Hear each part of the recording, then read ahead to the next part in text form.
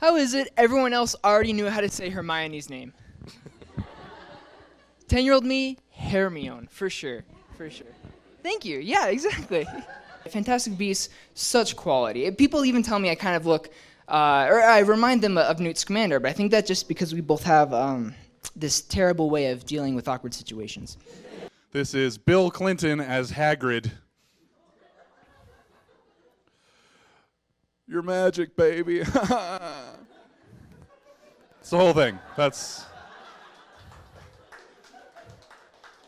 the whole thing. This is Matthew McConaughey as Harry Potter.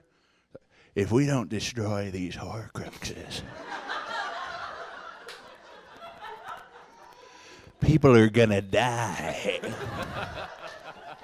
So in Harry Potter, like in the fifth Harry Potter, it used to bother me so much that nobody believed Harry when he said that Voldemort was back.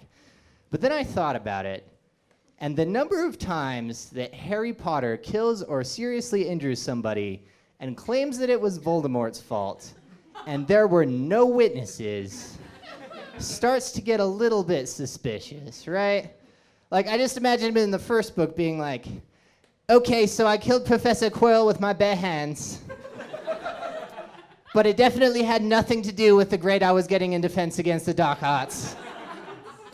Turns out Voldemort was on the back of his head the entire time. Just ask Ron and Hermione. They were there, in the other room, unconscious. And then the second book comes around, he's like, okay, I was implicated in every petrifying, and Professor Lockhart, who was sent to investigate the petrifyings, has permanent brain damage and no memory. Again, nothing to do with the grade I was getting in Defense Against the Dark Arts. Turns out, Voldemort was coming back from his old school diary, and there was a giant snake I killed with a sword by myself, even though I'm only 12. Just ask Ginny, she was there the whole time. Unconscious.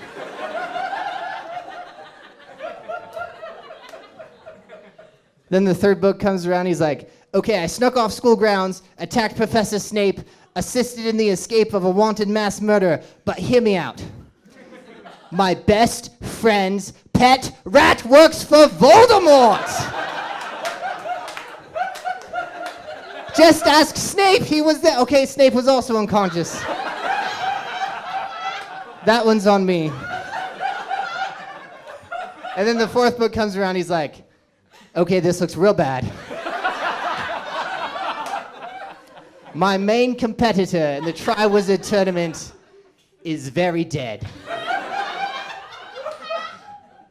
But Voldemort totally came back in a graveyard and it was all his fault. Just ask Cedric, he was there the whole time. Dead. Like, even like at the very beginning, all that anybody really knows about what happens when Harry was a baby was that Voldemort, both his parents, and Harry went into a room and only one person crawled out of there alive.